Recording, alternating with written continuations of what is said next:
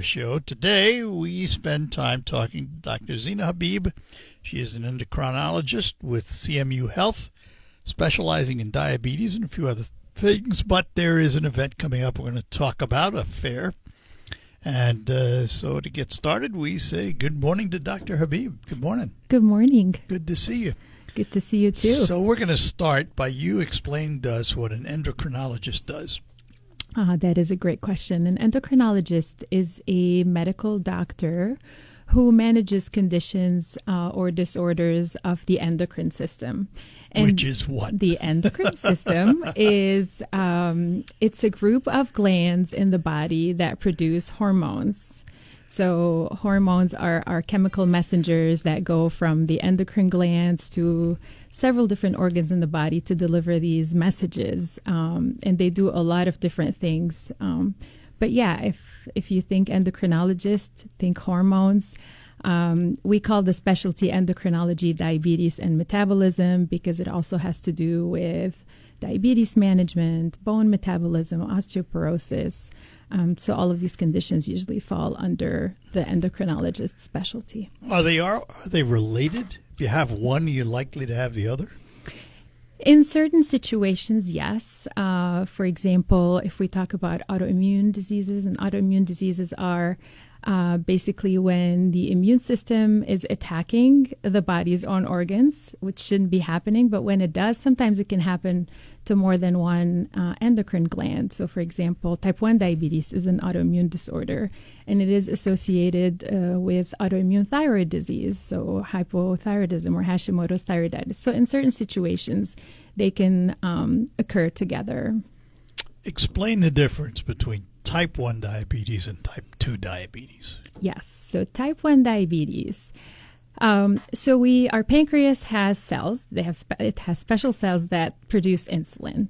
And with the autoimmune type 1 diabetes, there are antibodies that attack these special cells, and they are no longer able to make insulin. Now, insulin is about the only hormone in the body that keeps our glucose or blood sugar down.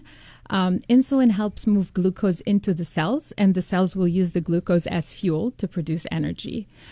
So when there is no insulin, the glucose can't move into the cells, and it stays in the blood, and the blood glucose becomes very high. And with type 1 diabetes, the treatment is insulin. So insulin's missing, we have to replace insulin. Type 2 diabetes is a little bit of a different disease at the beginning, at least. With type 2 diabetes, most of the time we're dealing with something called insulin resistance. So the pancreas is able to produce insulin, but there are factors in the body, sometimes it's genetic, obesity, that do not allow insulin to do its job properly. So what happens is the pancreas starts making more insulin because the insulin that it's making is not enough. So it starts making more and more and more. And as long as the pancreas is able to keep up, that glucose in the blood stays normal. But at one point, the pancreas burns out. So it can't produce enough insulin to overcome that resistance. And that's when type 2 diabetes develops. And why is it the kind of disease that's carried by about a third of Americans? That's a great question. So in the United States, obesity and overweight are very common. We know that about a third of the population has obesity, 2/3 has overweight, and obesity is one of the major causes of insulin resistance. Why? So there are some hormonal disruptions that happen, but the fat cells, so the fat cells are active cells. They also produce hormones. And these hormones contribute to the insulin not being able to do its job properly. So the more fat cells there are, the more that can contribute to that insulin resistance, and the higher the risk of having type 2 diabetes. And just as an aside, does it matter where that fat is? That's a great question. So I always think about... I speak as a man, with a belly. So there's subcutaneous fat and there's visceral fat. And I don't know if you think about sumo wrestlers. They're athletic people, yeah. Right? They have all that subcutaneous fat, but the thought is the fat that is that is more damaging is the visceral fat. So that's the fat that accumulates around the internal organs. And that's the one that's going to be, so not all fat is the same. Yeah, I kind of figured that. So, because of the prevalence of diabetes in this country, we'll stay in this country, have we made progress in treatment? I think that we have. I think there are a lot of new medications. I think over the years, we have gotten better at understanding some of the underlying, we call it pathophysiology. So why does diabetes happen? I know we've talked about insulin resistance, but that's not the only thing. There are a lot of other hormones that come from the gut, sometimes some processes in the kidneys that can contribute to this diabetes or type 2 diabetes developing. So I think over time we've gotten better at understanding these abnormalities that are there with the insulin resistance in people who have type 2 diabetes. And because we know what they are, we have ways to treat them directly.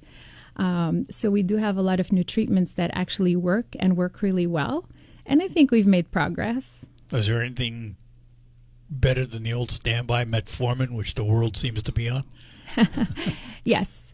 So metformin is a great medication. Metformin is one of the ones we've had around the longest, and we know it works, and we know it's safe. And it's a good medication to be on for diabetes. And if someone's on metformin and they've been on it for years and they're doing well, great. But some of the newer medications, they have been also studied not only for improving glucose and A1C, but also reducing the risk of cardiovascular disease, reducing the risk of renal failure or kidney events, reducing mortality.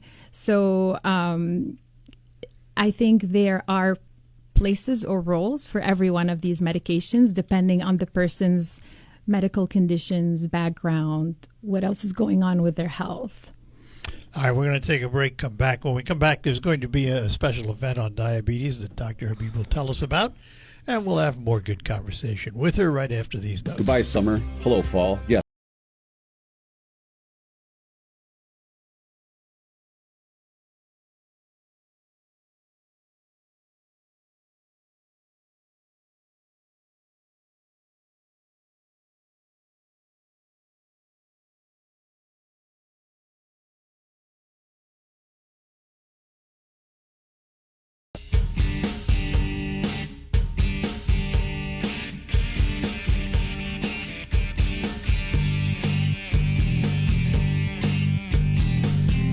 Hi, we are back with you talking to Dr. Zina Habib, and she is an endocrinologist, and we are talking about diabetes because you have an event coming up, don't you? We do. Well, what is it?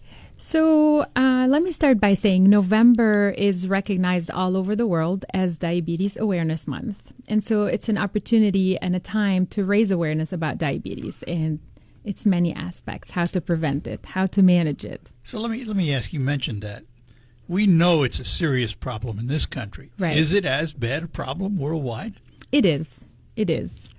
Would the exceptions be Japan, for example, where they all seem to be so slim? That's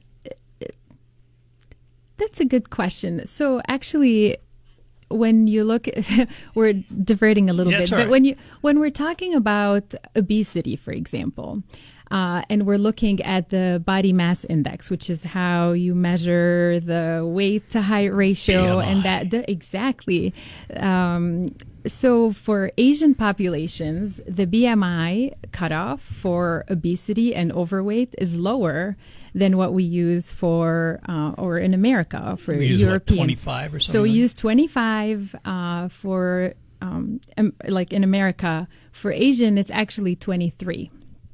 And the reason is because of, they are slimmer in a way, but that doesn't mean that metabolically that is reflected, right, by the same BMI. So maybe. Are they an exception? Maybe in certain aspects, but sometimes also if you think about the diet and the carbohydrates, that also contributes to diabetes risk. So it's important to keep that in mind. I eat a lot of Asian food. I don't know if it's good or bad. Anyway, back to the event. So for this, there's a World Diabetes Day in November, and there's a theme each year. And in 2025, the theme is diabetes and well-being. And when we say well-being, we're not just talking about managing blood sugars. We're also talking about a complete approach to diabetes that also includes mental wellness and community connection and support. So we wanted to kick off Diabetes Month with our Diabetes Wellness Fair, which we're calling The Sweet Truth, to highlight to highlight this holistic approach to diabetes prevention and management. So this event will bring together healthcare providers, nutrition and wellness experts, local vendors to offer education and support. And we hope this will be inspiring and empowering to people in the community, whether they live with diabetes or support someone who lives with diabetes, or if maybe they're concerned about their risk, or if they just want to learn more. This is what the event is for. When and where? So the event is taking place on Saturday, November 1st. The doors open at 11, so it's from 11 a.m. to 2 p.m. And it's going to be at the SVRC Marketplace in downtown Saginaw, in the ballroom on the second floor. Yeah. And it's too bad I'll be in California that day. Oh, no. I'm just listening to this going, okay, I want to go to this, I want to go to this, and I can't. Oh, well. And so what's going to be there? What's somebody who comes up, is it, first of all, is it free? It's free. You don't have to register. You could just show up. Everything is free. There? So we will have a number of health screenings, different health screenings. We will have some experts that we'll be talking to. So we have a Q&A session with an endocrinologist to talk about diabetes risk, detection, monitoring, management. Am I looking at her? No. Oh, okay. I'll be asking the questions in that one. Okay. And then we have another Q&A session with a behavioral health specialist to talk about managing the emotional aspect of living with diabetes. We'll have some fun workout sessions throughout the event, variety, yoga, cardio, hustle dancing. So hopefully that'll be fun. We have some games and activities for kids and teens. So this is an event for everyone. So the whole family can be there and have something to do. And we'll have health vendors, so there will be lots of booths that people can visit for information and health screenings. How important is exercise in controlling diabetes? It is very important. And we like to call it physical activity because it doesn't necessarily have to meet criteria for exercise. Exercise sometimes sounds like it's a job, yeah. right? Go to the gym. Exactly. But with diabetes, any activity is good. And so if we look at physical activity guidelines for people who have diabetes, I always say there are 3 components to that. One of them is the aerobic physical activity. So that's the type of activity that'll make your heart beat a little faster and make you feel like you're breathing a little heavier. And that, could be walking or riding your bike or, anything that'll make that heart go faster, right? And we do recommend 150 minutes a week. So if someone does 20 minutes a day of something that'll get their heart rate up, that counts. The second component is strength, muscle strengthening exercise. Anything that moves the muscles. And the reason is we talked about that insulin resistance, right? So anytime we move these muscles, we make the body more sensitive to insulin. Insulin works better when the muscles are strong and moving. That's the second component. And the third component is that avoiding sedentary lifestyle. And so we recommend. You have destroyed me. But it doesn't have to be a lot. So we say every 30 minutes, even getting out of the chair and walking around and sitting back down, that actually counts. So it's these 3 things. And I always say, doing something is always better than doing nothing, right? So any little thing or any little activity that people do matters. It all counts. And it builds up. Like if people can't do 20 minutes all at once, They could do, 10 minutes in the morning, 10 minutes in the evening. It all builds up. It all counts. If someone has never done it, not been that active, and they're seniors and they want to start, how much of a conversation should they have with their primary care physician before they start? Yep, they should definitely have a conversation. There's always, we don't have to start at the 150 minutes, right? We can always start low and go, 149, just take time. So, but it's important to talk to the physician, because sometimes there are conditions that affect the ability to perform certain exercises. Like, for example, if someone has eye damage from their diabetes, it might not be a good idea for them to lift weights. That's just an example. If someone has some underlying cardiac conditions, they need to be careful about the type of activities they can do. So it's important to have that conversation with the doctor before starting something new. I always say your body will tell you, right? If it doesn't like what you're doing, you're not going to feel good. So also the other thing is listen to your body. If you're doing something and it hurts, it means you need to stop. That's your body's way of telling you, I don't like that. Yet we always grew up with the old saying, no pain, no gain. And that's where, it's important to, it could be a sign, or it could just be sometimes we're out of shape and we need to work a little harder. But whenever in doubt, I think it's important to have that conversation with the doctor to make sure it's just being out of shape and it's not something else that we need to look more into. And this, once you start, is lifelong? Should be. For physical activity? Yes, ideally. Yes. Ideally. I love it. I love it. Just we want people to think about it as, and that's why when I want people to exercise or do an activity, it needs to be something that is sustainable and that they enjoy, because we do want it to be lifelong. We want it to be a lifestyle choice of being active. All right, let's talk about that elephant in the room, dieting. So dieting. So I think having diabetes doesn't necessarily mean you have to diet, but I'm glad to hear that. You just have to be aware of, what you're eating, the portions. Now we have ways to monitor what that's doing to the glucose. So I think it's just an awareness. Everybody should be eating a healthy diet, a balanced, nutritious diet, not just people with diabetes.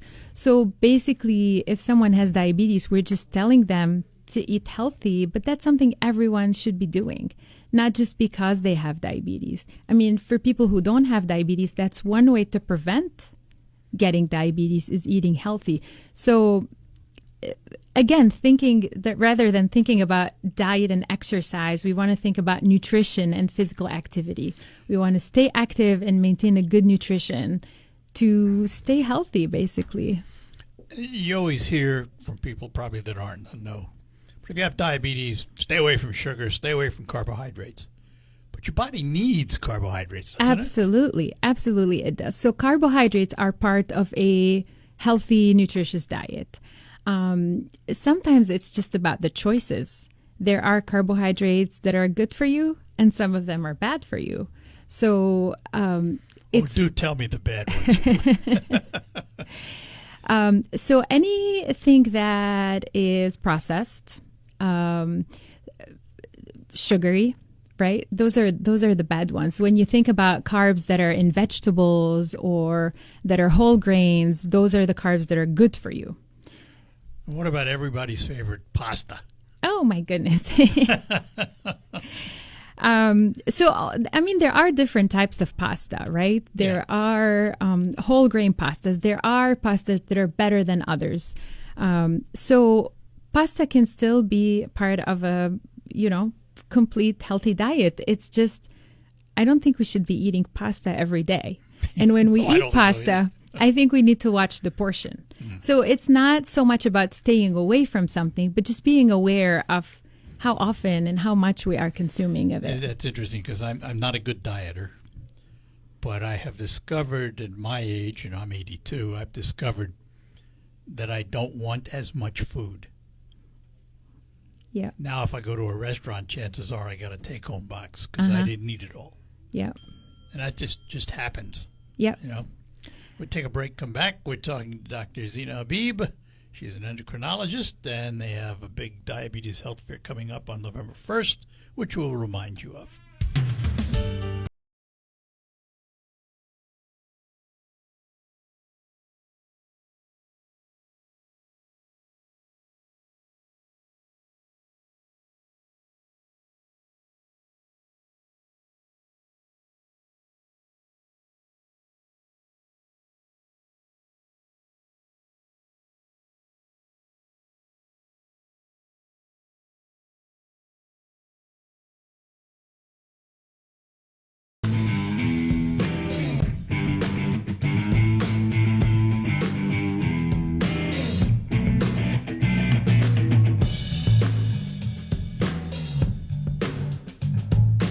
Back with you, Dr. Zina Habib with us, and she's an endocrinologist specializing in diabetes and other endocrinology things.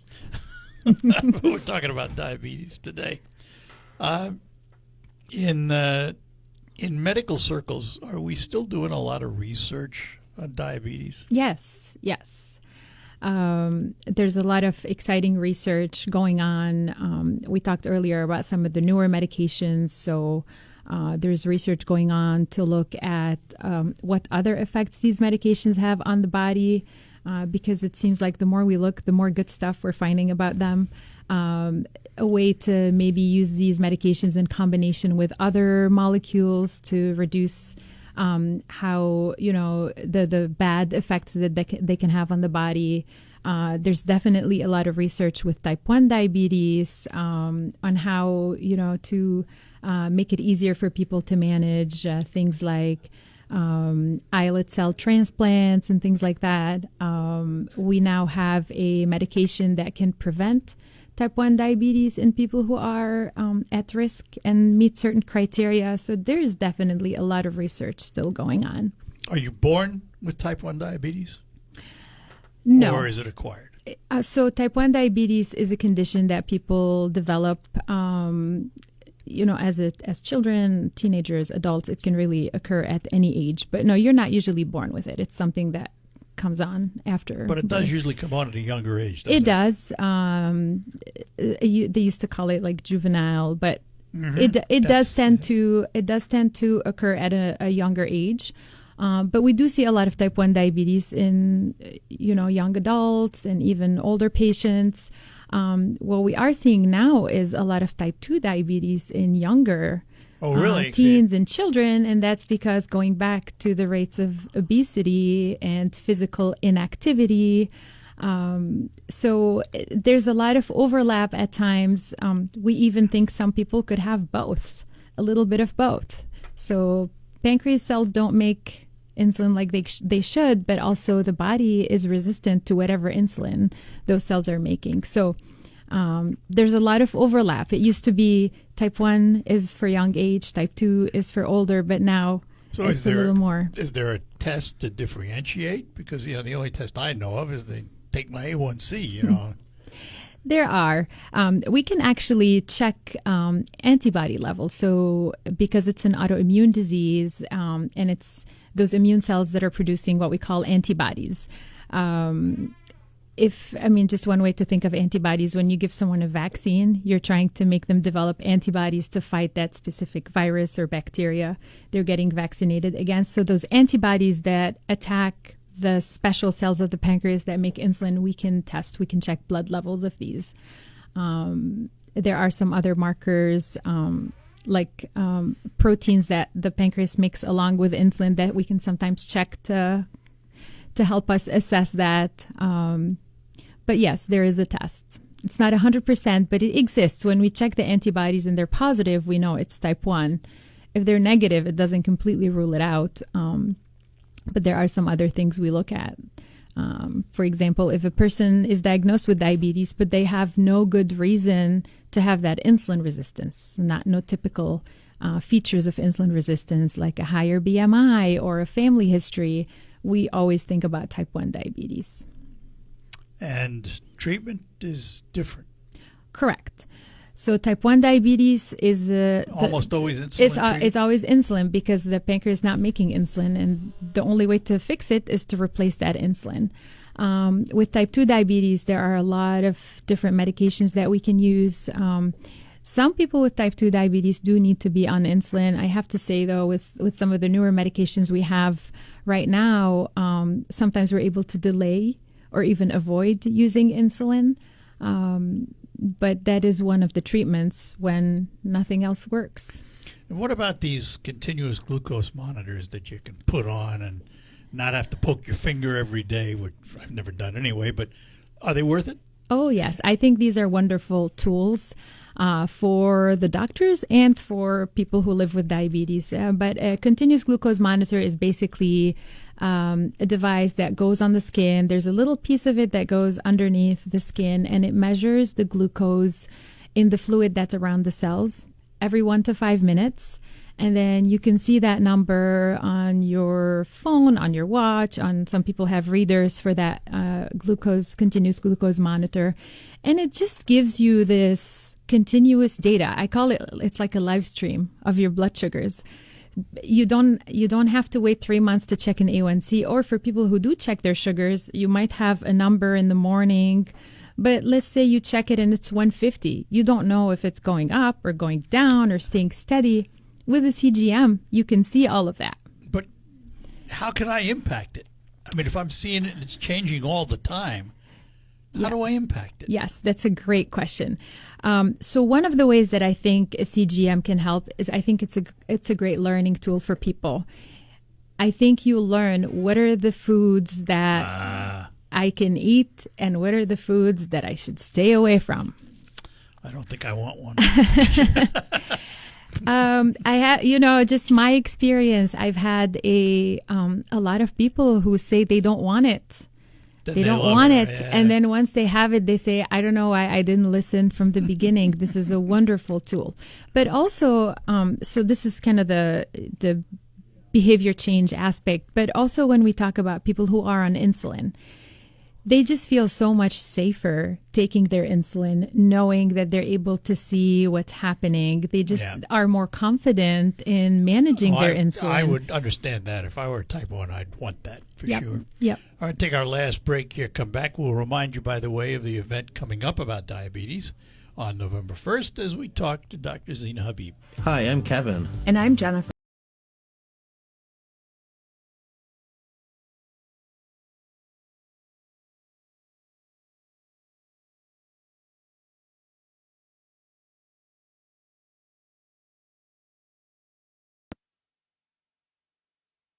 Sean Hannity, weekdays at 3 on 100.5 and 790 News Radio WSGW. Back with you with our endocrinologist, Dr. Habib from CMU Health, and big diabetes health fair coming up. Let's remind everybody again the what's, where's, and all that good stuff about it. Yes, so we will be at the SVRC Marketplace Ballroom on Saturday, November 1st between 11 a.m. and 2 p.m. Again, it's an event with a lot of different activities, health screenings, meeting with experts, physical activity, games, health vendors. So I invite everybody to join us. I think it's going to be a fun event, fun and educational and hopefully inspiring. And you do not have to have diabetes to attend? No, this is for everybody. If you have diabetes and want to learn more, there's something for you. If you don't have diabetes and you want to learn about prevention and risk, there's something for you. I mean, these lifestyle changes, the eating healthy and being active and mental wellness, this applies to everybody, not just people with diabetes. So, Doc, let me ask this question. Since so many people are walking around with type 2 diabetes in this country, what happens if you don't treat it? That's a great question. So when the blood sugar is high, it doesn't hurt, right? It doesn't give you pain, but there is a lot of damage that can happen on the inside of the body when the blood sugars are high. And it's most